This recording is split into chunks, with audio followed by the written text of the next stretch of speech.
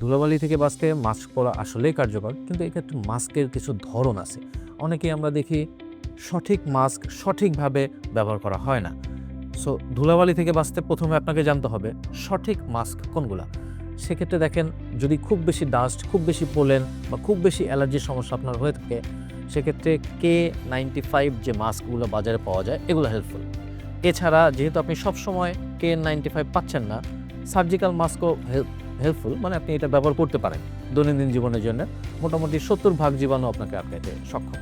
কিন্তু যারা দীর্ঘদিন ধরে দেখা যাচ্ছে যে কাপড়ের মাস্ক, একই মাস্ক পকেটে রেখে দিচ্ছেন, বের করছেন, পরতেছেন, এটা উল্টো আপনার ক্ষতি হচ্ছে।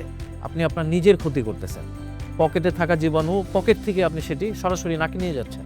আমার মতামত হচ্ছে এটি দরকার নেই। আপনি সার্জিক্যাল মাস্ক ব্যবহার করেন বা সর্বোচ্চ হলে K95 মাস্ক ব্যবহার করেন এবং রেগুলার বেসিসে একটা মাস্ক বারে বারে না পরে রেগুলার বেসিসে এটা চেঞ্জ করে পড়তে পারেন।